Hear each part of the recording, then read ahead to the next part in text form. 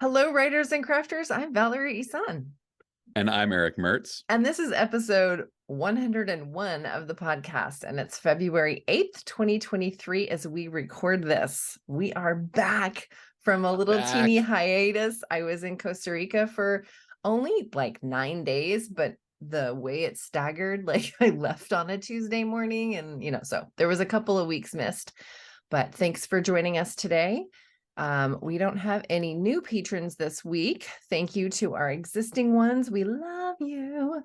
And for as low as $1 a month, you can get a postcard from me. You can get a shout out on the podcast. We can make announcements for you, which is a really cool, like free advertising sort of thing. So much fun. So much fun to talk about other people's stuff too. Yeah. We love to share your book. If you just published a book, or even if you haven't just published a book and it's been around for 6 years, we'll still make an announcement. Yeah.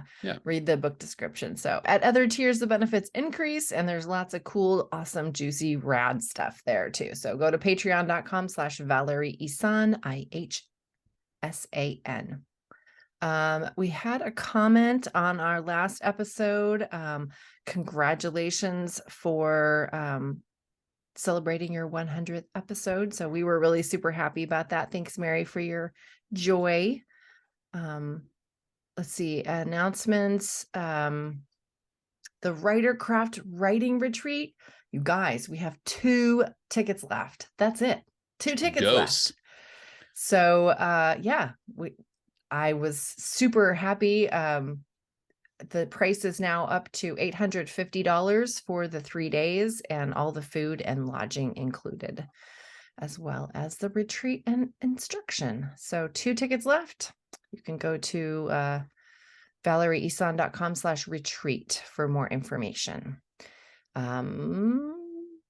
If you have, we have some cool topic suggestions that folks have sent in. So thank you for those.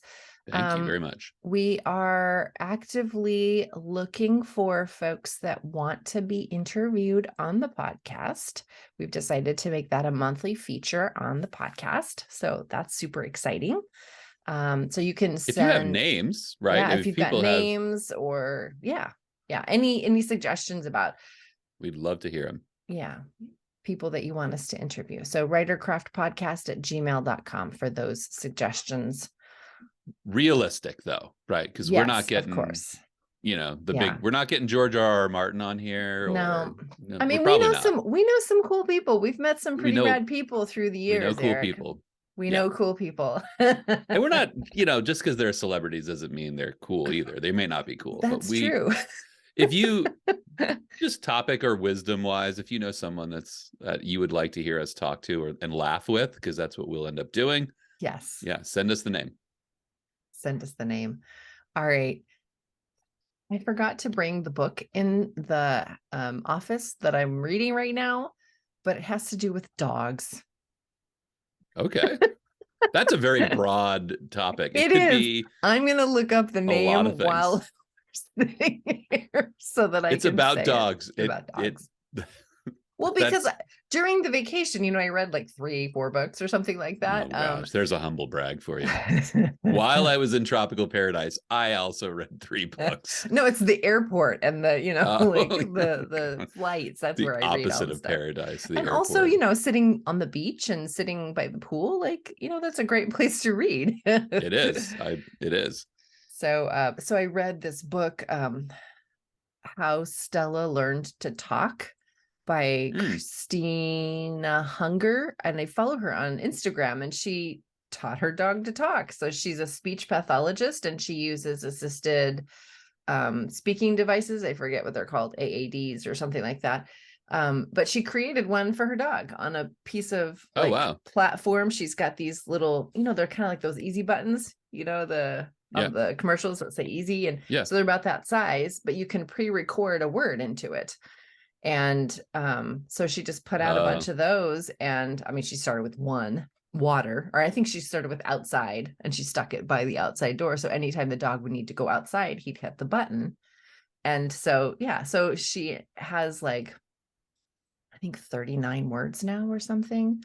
And Most it's of them been are food, 5 right? years. Some version of food, No, breakfast, there lunch, and the dog like kibble. makes sentences and everything. It's really Oh, that's amazing. so So cute. I watch, I follow them on Instagram and she puts up all these videos and stuff. But anyway, so I was reading that book, How Stella Learned to Talk. And then it just sort of gravitated into this one. I think it was like If Bones Rained from Heaven. I think that was the title of the Oh, book that I'm wow. reading, something like that. Like if dogs could dream or if dogs could wish, then bones would rain from heaven.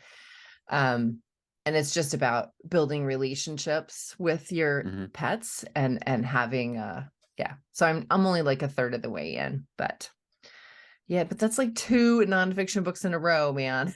That I is, need yeah. to like I have these other I've got the book that you finished not too long ago, The Only Good Indians. Is that what it's Oh, called? yeah. Ooh, I've yeah. got that one on my bedside table.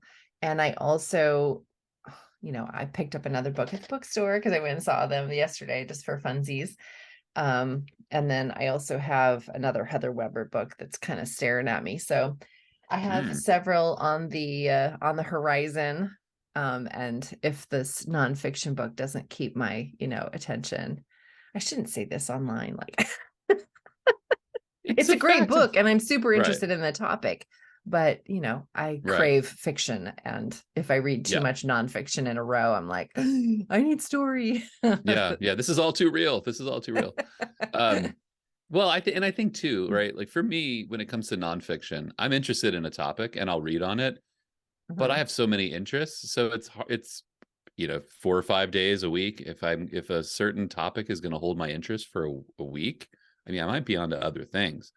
So yeah, I tend to read nonfiction sort of, I pick at it. Like I'll keep it, presuming it's not like a narrative that I have to follow all the way through. I'll just keep that nonfiction book bedside or, in the kitchen so that I'll read it little bit by little bit when I'm interested in that topic. But I can do that if it's a prescriptive book, like if it's a how-to book, oh yeah. but I Yeah. can't do it if it's like a memoir or Oh, right. something Yeah. like this book is called Bones Would Rain from the Sky, Deepening Our Relationships with Dogs. That's the name of the book.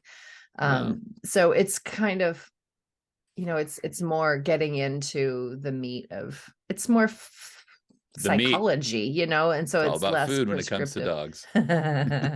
So I can't do it like Right. you just That makes described sense. if it's that kind of book. I've got a ton of books staring at me, but I picked up a book called Children of Time by Adrian Tchaikovsky, it's a science fiction book, and it is a doorstop of a book. It's really, really big. Um, but it is really interesting. It's like that, it's in that science fiction trope of, we're trying to salvage the human race from a dying Earth, and it's about the terraforming and terraforming a distant planet and then trying to repopulate it with human beings. And it's an interesting take. It deals a lot with evolutionary science, and it actually deals in a really intimate way with evolutionary science. And yeah, the first 100 pages are like they're such a draw. So yeah, Adrian Tchaikovsky, Children of Time. It was one of those things. I was at the bookstore looking for something else, and then this for some reason, this big thick book spoke to me, and so I had to read it. So but the last couple of weeks I've been reading, I decided to jump in to Terry Pratchett, Ah. which is like, I actually spent like 5 days. This is so nerdy, but like Discworld, his big series, it's got 41 books in it. And I've heard there's like so much, if you were familiar with fantasy, like at all, like there's so much discussion of, if you want to read this series, how do you start it? Because it's not 41 books in chronological order. It's Mhm. 41 books with many sub series. And so, are you familiar? Have you ever read it? Or Um, my ex-husband was an avid Terry Pratchett reader, so we oh, had like okay. all of the Discworld, and actually the only ones I have read are for the young adults, the We Free Oh Men, yeah. that Yep. series, the Tiffany Aching series. So I've Yeah, read I that saw to that my one. kids, and I had heard such good things about it. This is a funny story. I started reading to my kids when they were little, the We Free Men, which is the first book in the Tiffany Aching series. And I started it and they were like, you know, whatever. But I just had a feeling, you know, I just knew that this was going to be a good book and that they would enjoy it if they would just give it a chance. So I ended up getting the audiobook from the library and putting that in. And they totally loved all the voices. The narrator is fantastic. And Oh, cool. it became, I mean, we must have listened to that thing like 18 times. And Oh, every wow. time That's a we had to lot. turn it in, that, you know, we'd get it back and listen to it again and again. So by the time they were invested in that first book, then I could read the other ones to them. Right. That makes sense. And my oldest is 24 years old and they are still reading it, you know, just because, Going through. yeah, going through them again. I got the first I decided to start on the City Watch series Okay. because I was either there's the Death series and there's the City Watch series, and I kind of waffled on that. I got the first book in both series and then ended up just reading the City Watch, and it was a lot of fun. Although there was a bit of a technical issue that I'm concerned that the rest of the series is like this. There's no hard chapter stops. It's Oh, a 400-page book, but it's just scene after scene after scene. There's no chapter 1, chapter 2, chapter 3, which I haven't seen. I'm sure I've seen it before, but I haven't seen it if I've seen it, I haven't seen that in a long time. well, it wasn't that way in the young adult series, those I 4 wonder if it's books. just I wonder if it's just the City Watch series, or it was a weird, because my rhythm, I have a reading rhythm, like I chapter, right? I don't put a book down until I'm done with the chapter. And so when I first started reading it, I thought, oh God, this is a really long chapter. What a 40 pages. This feels like it should have been a chapter twice, you know. And then I started flipping forward and realized, like, oh, there's odd stylistic choice, but it also created it so it took me out of my typical reading rhythm, but it also put me in a different rhythm where I could read shorter bits of it, and not feel like I was like I could just pull it and read it for 5 minutes because I could get through like 2 or 3 of the scenes, and because that's how it So was you're reading it structured. more often. Did you lose yourself? Like, are you losing I connection to the characters that way? I didn't. Yeah, kind of. That book is so all over the map, though. There's like 4 storylines in that book that converge finally in the end. So the first bit of the book, it just felt like if you were to read three scenes of it, 5 pages, you were just getting a scene with Carrot, a scene with, you know, these guys, and a scene with it. So it was so fractured, it was hard to feel like you were getting lost, but that also made it hard to get really immersive into it, like a fantasy book. It didn't, you know, pull you in world wise. So it was interesting, and I appreciated the opportunity to read something that was different, you know, that just had a Did you different feel find it to it. funny? There were a few moments in that. You want to talk about character, that character, Carrot, the new guard. I don't know if you've read this series. It's basically these old lazy sort of city guards, and then there's a new guard gets you know, brought into the watch, and his name is Carrot, and he's just everything by the book, you know, everything is by the book. And so he gets onto this city watch, and he thinks it's going to be like, oh, I'm going to be around these senior police and I'm going to learn all this stuff, and then he finds out that they're just lazy, you know, they're, you know, and so he's like, there's a really great scene where they're like trying to stop a dragon, and this from like terrorizing the town, and he pulls out this like book of, you know, municipal codes, and he's like, this dragon is violating, and he starts reading all of these codes because this is what he knows how to do. He's very Yeah. officious. So I just such a great character. And so if my tree for reading this series, which I'm going to keep reading, is I want to keep reading this series, because my first thought at the end of the book was, is Carrot going to become like these other guys, these like lazy sort of like, you know, sort of layabout cops that don't really do much? So it was good. I laughed out loud quite a few times. Yeah. And then sorry. and then I had to, you know, pitch it to my son, like, here's what the premise of this book is, right? You know, these turtles and these elephants, and he kind of looked at me like, you're in a, like, that sounds like a book that I'd get from school, and you'd tell me to, you know, tell me it's not serious enough, I need to read something. It was such a funny premise too. So yeah. What are you reading with? What are you reading with Elijah? That was my question. We're still reading The Farthest Shore. He Okay. has, well, and for all the right reasons. His teacher sent home he got his report card, and on the report card it said he should be reading every night. So now he's like, oh, well, you've been reading to me and mommy's been reading to me, but now I need to be reading. So I think he understands that reading to him is similar. It's working on a similar skill set that him reading is, but he's now taking it seriously that he needs to read. So, God, when your kid wants to pick up a book, it's like you don't get in the way ever get in the way. So my mom bought him a bunch of graphic novels, and she was worried that she was corrupting him with graphic novels. And I kind of told her, like, we don't do that anymore, Mom. There's no corruption with graphic novels. That's they don't age. resonate with me, but I had made a decision as a parent that I would never stop my kids from reading whatever they wanted to read, even if I felt like it was too I don't know, graphic, or like if it was too adult, or if it was whatever, like they're going to read it anyway. So and that's encouraging reading. Like, I don't know why I would. Yeah. And it's reading's the theater of the mind, and that's that allows them to make judgments on things that they wouldn't do in a movie. So say more about that. That doesn't make sense.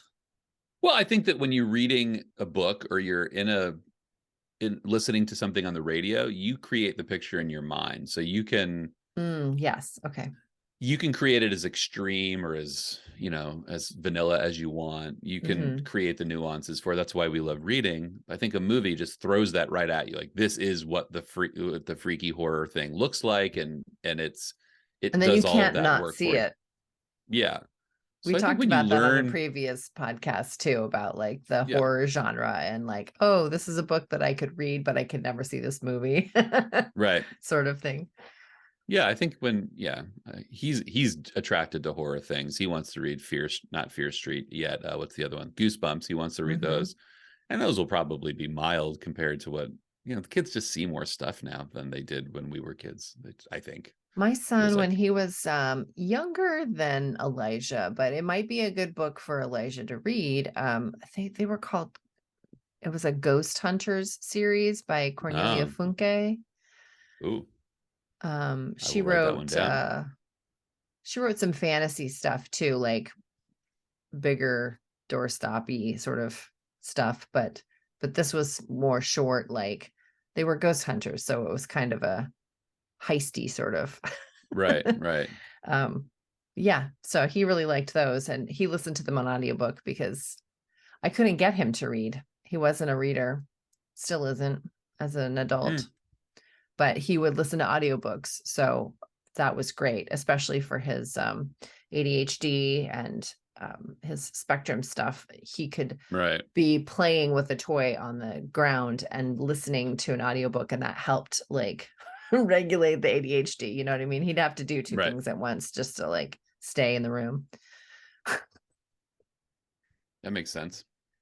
Yeah, kids' books, different world. And I would just as soon that he read things and come up and ask questions and use his imagination than that movie. So what about your author update? What's going on in your world? Well, so the last few weeks have been, things have slowed down a little bit, just a tiny bit, because I launched Patreon like 10 days ago. Yay! I'm a patron. You are. I'm actually. I have a screen open to that right now. It's the first thing that was open this morning. I find that I can definitely guess at the workload for something, but this definitely had like a work curve that I didn't. I knew what I wanted to do. I wanted to put that story out every couple of weeks. I wanted to do a video for each story, and so just being able to fit that in, that doesn't sound like a lot, but just getting the post right. I do a little cover for each book, and then doing the video. I just finding a place for that was you know, a lot of what last week was. I committed myself to advertising this, spending, you know, committing, you know, time and energy to figure out how to advertise it. So I've been doing a lot of like figuring out how to make ads and, you know, like what those ads are going to look like. So I spent a lot of time, a lot more time than I would normally on just the sort of technical behind the scenes stuff of to do this, because I you know, I want this to work. I want this to, you know, be viable. And I've already found, like, I was at my game group on Friday night and a couple of the people had seen it independent, like, oh, I saw that you're doing this, what is it? It's kind of funny because, you know, like, there's this very like, you know, they didn't know if I wanted to talk about, like, so what is this thing you're doing? Like, what? It looks cool. What is it? So, you know, I talked months ago about getting over the hump of like advertising, broadcasting, just being like throwing the things that I'm doing out there. And this is like an update to that previous podcast. This is the way to for me to do that, because I'm putting something out every 2 weeks now, or every 2 to 3 weeks, a video, a story.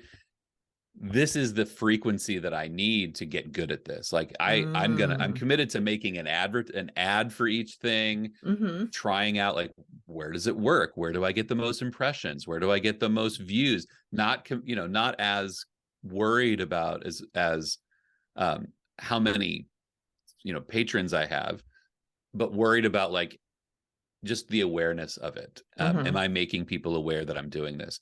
So this is good. So what is the link? Patreon. Now I have to know that, right? I've just got to be able to drop it. It's Strange Air Stories. Patreon.com. Yeah, Strange Air Stories. The first story is up there for free for anybody to look at. The first video. So I do a video about the inspiration for the story, where I came up with it. That's the Patreon tier that I was most interested in. So that's the one that I went with. Yeah. And that's what a lot of people said. I asked people, like, do you really want to know how I come up with this stuff? And everyone was like, yeah, I definitely want to know where you come up with this stuff. So I did that was fun. Actually, I had to sit down, and the first video I did, it was like 13 minutes long, because I could go there. Like, there's a lot of, I realize how much inspiration I draw, like how many different places a story I have to draw on for a story. Right. And this one, so I did it 13 minutes and I thought, well, no, I've got to eliminate some of this. No one's going to watch a 13-minute video. So I had to just kind of eliminate some of that stuff and be concise and talk about, you know, the bigger stuff. And that's fun, because actually the day that I did that video, I went and had a great, just sort of unexpected little writing sprint afterwards, because it just, I don't know, just for some reason, like, it made me aware of how, you know, open my receptors were and what I was doing. So this whole exercise is great. I think that the frequency and the need to continually create something and having something to talk about to readers, potential fans, that's what I struggle with, right? I have a struggle with this, like, the Instagram book talk sort of culture, where people just like do a video every day of them pointing at the cover of their book, and that's content. So at least now I feel like I have like legitimate content to offer people, and we'll see where it goes. I think that this level of engagement and it is good for you. It's pushing you in a good growth way. I'm excited for you. This is, I mean, I've had my Patreon account for over a year, maybe even longer. I can't even remember, but and you're inspiring me to provide more content for the patrons. And I have already been, since you launched yours, I've been thinking, you know, like, oh, I could do that. Ooh, what if I did this? Oh, you know, so I have a lot of ideas for my own Patreon. And so yay, everybody go to patreon.com/strange air stories, all one word. And First story's up there. It's free. It's a good yeah, one. it's cool. It's some cool shit, y'all. Ooh, I suppose I shouldn't have said that on this podcast. Can we swear on this podcast? I can't mark it clean. I'll tell you what, though, I was watching an NBA game last night, and the player took the mic and just dropped the F-bomb on TV, on TNT at prime time, and it didn't get beeped. So I think we're fine. Okay, cool. I think we're good. What about you? Tell me what you've been doing. I've got besides a few being things. at the beach. Well, on a personal level, I have joined the gym for the first time since pre-COVID. I wore my mask to the gym and everything. Like, I'm still germophobia about the whole breathing and sweating and in a room full of other people. But so I went as well. You should. That's not germs a weird around. phobia. Yeah. So and a lot of people can't breathe well in a mask, and when you're panting and already needing more oxygen, having your face covered is it's scary for people. I totally get that. I've been in training, I guess, for the last 3.5 years working at the bookstore, because we've always worn.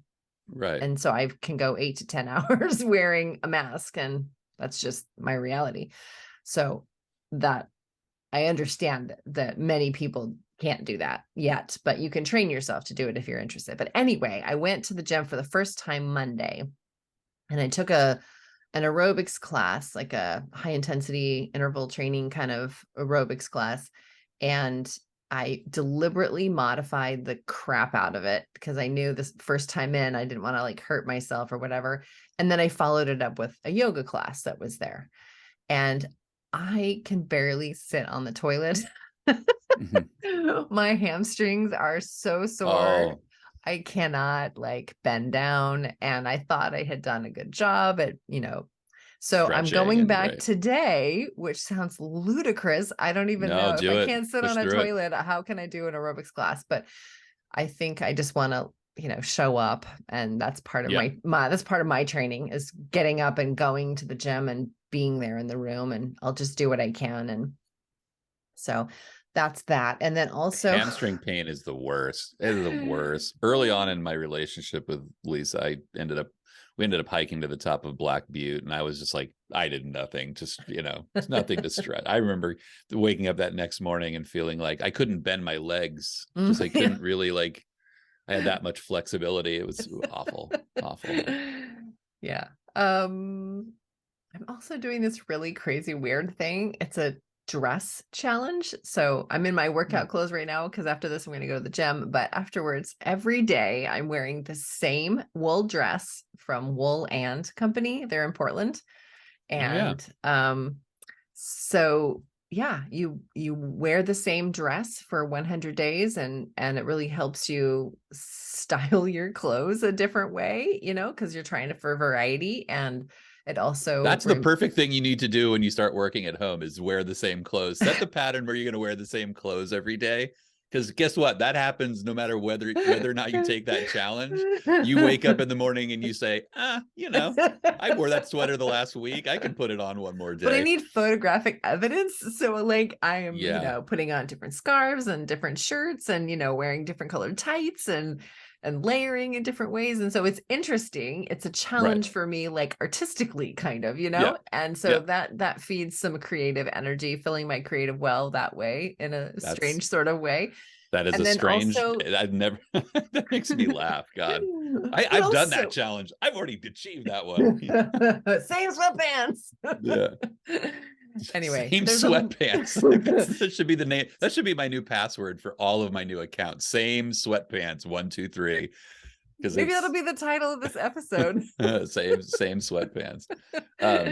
Anyway, there's a lot of other reasons. So right. But that's been kind of fun. I've been doing it for a little over a week. And okay, so but author update. That's what you were really asking about. That's what I was really asking. So okay, here you go. And once again, I have realized that I don't know what I'm doing. Actually, that's not true. I do know what I'm doing.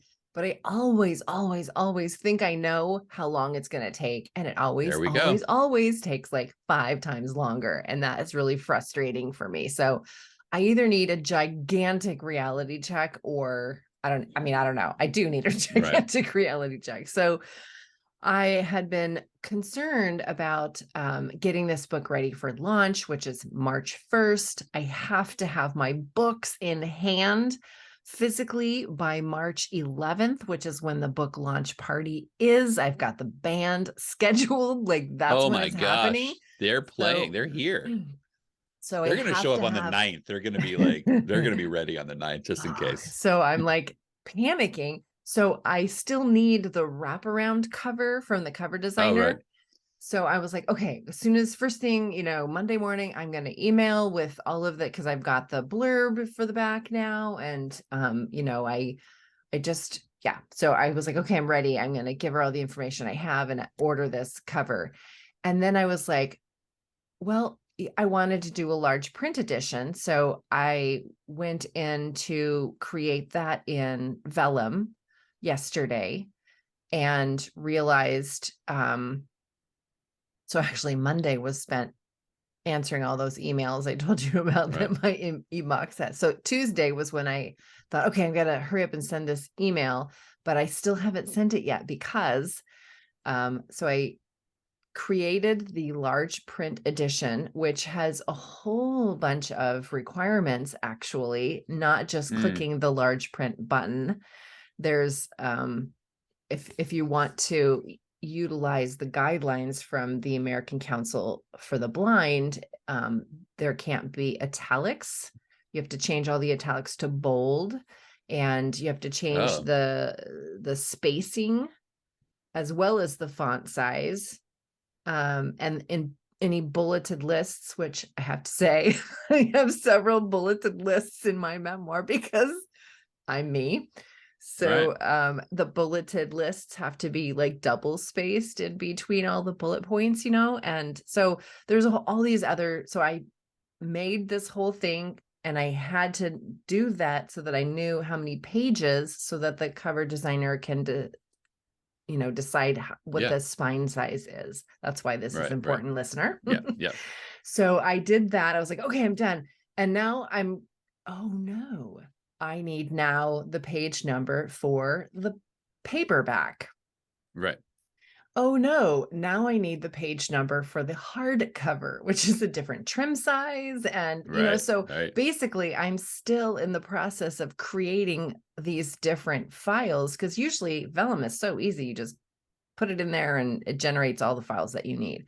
But if you are doing more than just a paperback, then you have to create a vellum file for each print edition, each PDF that you need. So I am almost done with the paper or with the hardcover. I'm just going through and looking for those weird, yesterday I found a chapter that had one word at the next page, which would look so stupid. So I ended up changing the spacing. So some of the spacing is a little bit different per edition, but I think that's okay. So that there isn't those weird widows and orphans. So that's what I'm doing there. And so as soon as I finish that, which I should be able to do this afternoon, then I will send the email to the cover designer with all of the information for the back covers and for the spine sizes. And then I just have to cross my fingers. I'm going to tell her, I'm sorry, I really need a rush on this because I need, and then I will, as soon as I get it, if nothing is, that I need tweaked or whatever, then, which I think, I've been working with her for a couple months now, so I think everything's going to be cool. So as soon as I get those covers, then I'll have to, go through the uploading process, which I remember takes quite a while. I haven't done it since 2016, but I do know that takes longer than you think. And I'll have many uploads to do. So my hope is that I will soft launch at least the digital. In fact, I can do the digital right now, and maybe I will, I don't know, but I'll soft launch with just the digital first. And then I'm hoping that I will be able to my fear, Eric, is that I will get everything uploaded, and then you order the proof copy, and that takes like over a week 3 to weeks. get. And I then just ordered a proof copy that took at least 2 weeks, if not from more. Ingram. Oh no, from Amazon. Okay. So So maybe Ingram's faster. I don't know. So I guess my concern is the wait time. I mean, if everything was great in the world, I would order a proof copy, get it, and be like, oh yeah, this looks great. Let's order a case. Right. For the launch party. But I don't feel like I'm going to have enough time to receive from Ingram twice. Yeah. After I get the uploads done, so I might have to just sort of like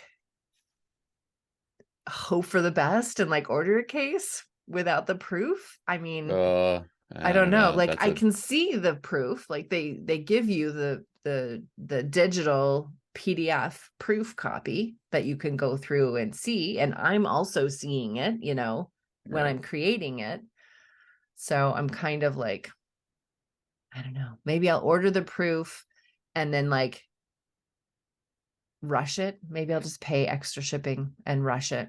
That makes sense. As long as you get the proof. Do that. Yeah. God, that's hard. That's hard. So that's what I'm stressing about right now. And but yeah, the band is coming, the launch party is going to be March 11th. And so I'm going to definitely, if nothing else, I will soft launch the digital copy March 1st.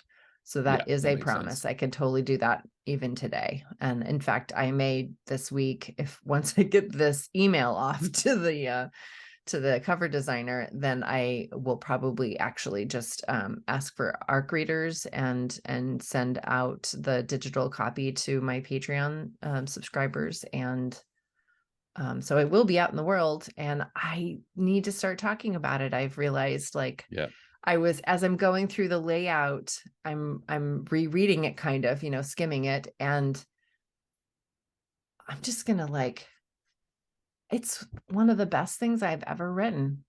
I think this is probably the best thing I've ever written. It's moving, to me.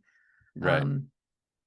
There's a lot of personal stuff in it. There's a lot of personal stuff in it. And I dug a little deeper, and I let myself be not very pretty on the page, which is really, that's the hardest thing with memoirs, is showing that vulnerability and being ugly on the page, because that's the character growth. You have to show all of the dirt first and then the growth. And so I'm really proud of this book, and I can't wait. Oh, that's so good to hear.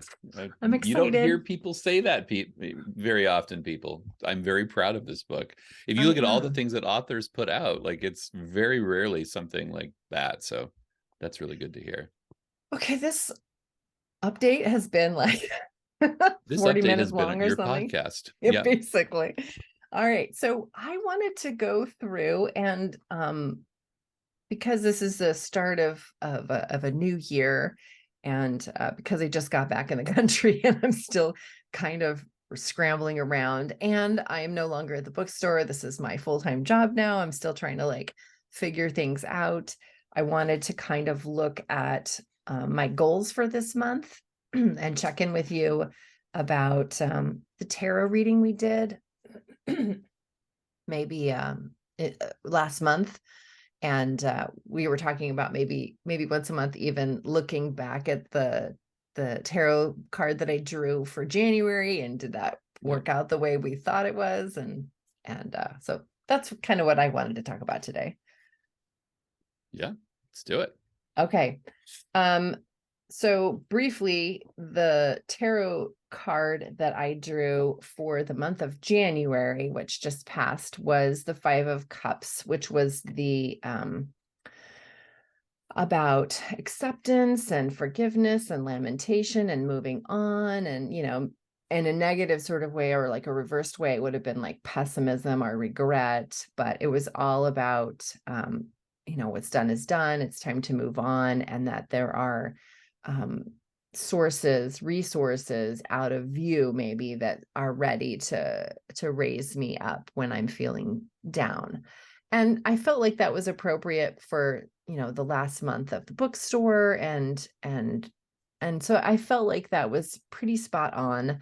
I did have moments of, tears and not regret, but a lot of bittersweet energy, like, oh, this is like Yeah. an end of an era.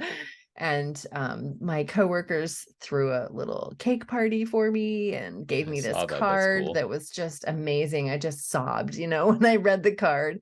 So there were a lot of good feelings, but also like that bittersweet, letting go, moving on kind of energy. Right.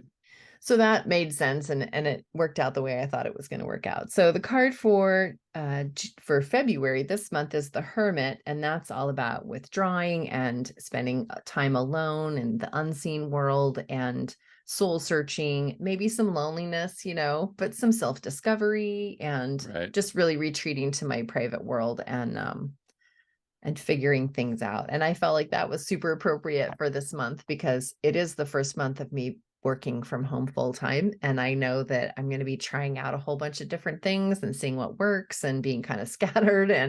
Yeah. And plus I've got all this finishing energy, trying to get the book out and scrambling a little bit there too. So I kind of feel like maybe even this February card actually will be delayed and that some of this will be in March too, because all of my energy really is on getting the book out, and I might not have as much time for self-discovery and retreating as I had initially thought when I first drew the card.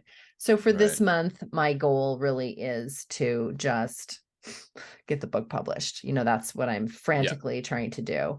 I do have some planning out, like I've got stuff scheduled in March for launch and promotion and book readings, and I'll be at the Hillsborough Book Expo on the 18th in March. So I've got some stuff coming up, and I've got to like prep for that. But again, I think mainly my goal for this month is just to get the book published and all of That's, I the mean, pieces. There's so many little pieces. I don't want to like list them all out right here, but there's so many no. little pieces to do, and that's really what I'm Yeah. focusing on. Yeah. There's a I also ton. want to And start pitching to conferences, and like February is kind of not the deadline, but kind of, like it's really when conferences are starting to like make their schedules for the summer conferences. So I do want to be pitching them, and I've got all these notes. Like I should have already emailed several or two of the main conferences I'm interested in speaking at, but that is going to have to take a second, back burner, at least until I'm waiting for the copies. You know what I mean? Once I'm in the yeah, waiting game, then I can do these other things. So pitching conferences and publishing my book, that's what I'm working on in the month that's your of month. February. Yeah. That sounds like a pretty round and full month. It So is. I think you'll do fine. I hope so. For me, I have one of the things I completed in January, well, between the end of January, the beginning of December and the end of the end of December. I'll get this right. The end of December and the beginning of January was I rewrote a new series starter for The Strange Air. I had some consultation. I think I've talked about this, that said, you have the wrong cookie. You need a different cookie. So I restructured that. I wrote a 30,000 word book that will become the book that is the giveaway book. It's the introduction to Melville and Canyon County and Whistler's Grove and all of those key players in the series. And it's a lightly paranormal mystery. It sort of begins to introduce the idea that there's something more going on in Canyon County. So I wrote that, and now I'm waiting to hear back from the couple of betas that are reading it, and I'm working on the cover. You'll have that book in your hands soon to edit. But that was the big focus for me, is realizing that I needed to reorganize, and between restructuring the series and I'm not like dramatically restructuring anything. I just, kind of moved the first, I put something else as track one, and now everything will slot in the same, but it's just there's a new introduction. I'm comfortable with that. I'm happy with that. And this, with this Patreon launch, and then recognizing um having now something to market and having something to move, like I really am looking at February as finishing that, getting that, cookie out, finishing it, getting it out to people, starting to remarket the mailing list, using that, and continuing on this, developing the, marketing plan for just how to market this Patreon series, and then by proxy how to market everything else. I think once I figure out, I'll have enough points of interest with Patreon, 6 to 8 new things every month that I can just talk about. A couple of months of that, and I think I'll have a lot more skill with just talking about the books that I write and the things that I'm doing, and how to creatively, because I've seen that's the way a lot of these really good marketers do it. They do one thing, but then they broadcast it 10 different ways. And because you have to reach people, 10, 11 times before they click. As I spoke about earlier, I went to my game group last week, and people in my game group were asking about it. They hadn't clicked yet. They were just asking about what they'd seen. So, all that just comes to the point of, I think this first couple of months of the year have been big on like just recalibrating, reorganizing, reordering the stack, and getting things moving in the right direction. So I'm ready to go. So tell me again what your goal is for the newsletter. Well, the newsletter, so my issue with my newsletter was that I wasn't getting a lot of opens, and I wasn't getting a lot of clicks. And the real drive for me was, I had this request for Patreon beta readers for the first 4 stories, and I didn't get a big response. And at that point, I realized this is the thing I've been working to build, a newsletter of people that'll be responsive to the things that I write. That should be the baseline sort of, this is what I market to. This should be the warmest marketing group you have. And mine just wasn't working because I didn't know how to clean the list. I wasn't effectively building the list. So I consulted with Raven Publicity, and she basically said, here's how you need to market to your list. Don't market with book number 1 in the series, market with the prequel book, because there's then no incentive to buy book number 1. So here's how you do it. Get these people hooked on a unique story. She also gave me a lot of advice on how to, how you market to your list. Here's something you only get when you're on this list. You get this deleted scene, or this story, or this thing, incentivizing people to open. So there's a lot of just, right now a newsletter's going out today. I'm offering, like, I'm giving away a book. If you want, you just click a link, and then you're entered in to win a book. I'll send you a copy of it. So those sorts of things of just like how to use that mailing list to its fullest extent. Because I honestly, I have another novel that's sitting, I'm rewriting it, and I had a lot of trepidation about releasing it because just that list isn't very responsive. And I didn't want to release another book to a mailing list that wasn't going to buy it. So this is like, I'm working actively to, get the right people in with the right tool, to the right introductory sequence, and then having an effective way to clean the list. And once I have that moving, I think the list will become more and more responsive. I've already seen open rates increase a little bit. I've already seen click rates increase a little bit just by having those incentives to open, and then the incentives to read down to the bottom of the email. So yeah, that's been my goal. I want it to be an effective, tool to market. Now I'm feeling bad that I haven't done all of that prior to the publication of this memoir. So I but don't you even will. have updated autoresponders or anything. And I really want to get my mailing list. So I use ConvertKit and I'm getting a lot more subscribers than I ever have before, which is awesome. But I don't know which website they're coming from. I don't know if they're Oh, readers or if they're the writers because they're all one list. And right. So so yeah. I have them tagged, so when I send out a broadcast, I can be like, I just tagging the writers and they're the ones that are getting this. But I think I need to segment them and see if I can figure out Yeah, that's where one of they're the coming things from. they teach you to do. And I've always done it, but now I'm doing it more effectively of like, this is where people come from. These people come in through Linktree. Those are warmer people. Those are people that find me online.